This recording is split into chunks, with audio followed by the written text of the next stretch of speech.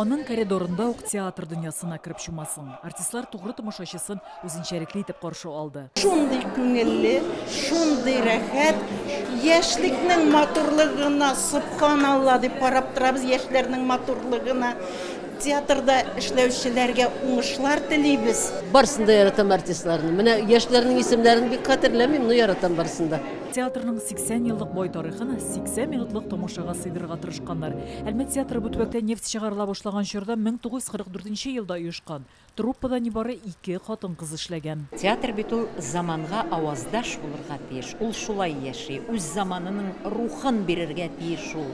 Юбилей тантанасындагы чыгышлары театр әһелләре һәм мәртәбәле кунакларның котлавы белән үрелеп барды. Кемдер әйткән вакытын хәтерләмим. Театры булган халык кына милләт була, театры булган халык иләт була дигән. Танылган артист Рафик Таһиров сәхнәдә 37 ел театрыбыз юбилее үз туган көнем кебек ди ул. Без ниндидер булгавыррак чорга килеп кирдек. Арсен Абдуллаев бүгүн Әмир Хайдар физисендәге Ырымбур театрын җитәкләй, ул эшләйде. Әлмәт театрындагы һәрбер актер яңалыкка омтыла. Репертуарда гадәти булмаган спектакльләр күп. Әйтик, кибет спектакле, дәресне хәтерләткән хатын-кызга багышлау әсәре һәм каләмем яз төсле карада музыкаль проекты. Әлмәт театрына мин 2001 елда килдем һәм 2001 елда миңа Әмир Хайдар Фәзернең Ак калфак спектаклендә төп рольне бирделәр. Ышанып тапшырдылар. Хәмдия роле иде ул. Истә калган рольләремнең берсе. Театр минем өчен чыннан да менә туры мәгънәсендә ул минем тормышым, зур гаиләм. Ни өчен дигәндә, чөнки уянсам да мин театр турында уйлыйм. Көнем театр белән үтә.